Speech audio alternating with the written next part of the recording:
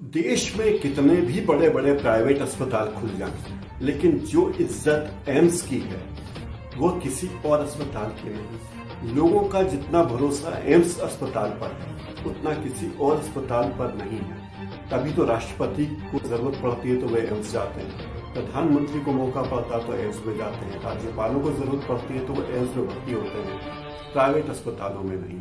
तो देश में एम्स ऐसा अस्पताल है जिसकी विश्वसनीयता नंबर 1 पर है। हर बार सरकार बजट में घोषणाएं करती कि वो एम्स जैसा अस्पताल खोलेगी, कई राज्यों में एम्स जैसे कई अस्पताल खोलेगी, लेकिन ऐसे अस्पताल खुलते नहीं हैं।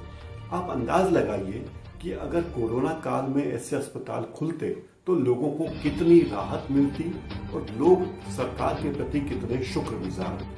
मोदी सरकार की बात करें तो एक बात तय है कि 2014 से वो हर साल नए नए एम्स खोलने की घोषणा करते हैं। 2014 में बजट में कहा था कि हम 4 नए एम्स खोलेंगे, 2015 में 7 नए एम्स खोलने की बात हुई, फिर 2018 में 8 नए एम्स खोलने की बात हुई और फिर कहा गया कि हम 20 नए एम्स खोलेंगे जो अखिल भारतीय स्तर के होंगे, राज्यों में होंगे, छोटी छोटी जगह होंगे। ऐसा लगता है कि सरकार की प्राथमिकता एम्स खोलने की नहीं, पटेल प्रतिमा, राम मंदिर और सेंट्रल विस्टा प्रोजेक्ट में ज्यादा है। अधिकांश एम्स बनने की तारीख थी, डेडलाइन थी अप्रैल 2021, लेकिन कोई भी एम्स नहीं बना। कहीं जगह नहीं है, कहीं जमीन नहीं है, कहीं बजट नहीं। बिहार के दरभंगा में और हरियाणा के मनेठी में बनने वाले एम्स की जमीन तक फाइल नहीं। झारखंड के देवघर में बनने वाले एम्स का भी 1/4 काम भी पूरा नहीं। गुवाहाटी में जो एम्स बनना था उसका 1/3 काम भी पूरा।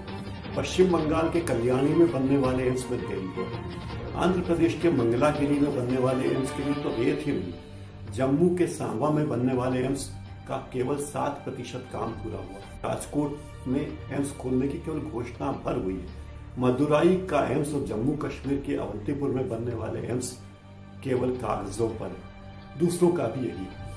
गोरखपुर में जो एम्स है उसकी घोषणा 2007 में हुई थी, लेकिन वहां अभी भी 750 बेड की ओपीडी ठीक से बन नहीं पाई। रायबरेली के एम्स की तो हालत बुरी है, 2 साल लगेंगे बनने में, क्योंकि रायबरेली सोनिया गांधी का चुनाव क्षेत्र है तो उसकी उपेक्षा तो होनी ही है, क्योंकि ऐसा ना हो कि उसका श्रेय सोनिया गांधी ले।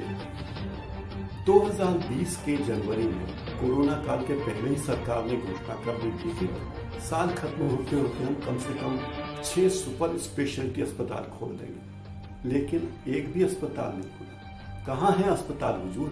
सरकार ने अपने 6 बजट में कितने हजार करोड़ रुपए की व्यवस्था। हकीकत कौन जानता है? सरकार जानती है और जनता जानती है। मनमोहन सिंह के कार्यकाल में 2011 में देश में एक साथ 6 नए एम्स बने थे।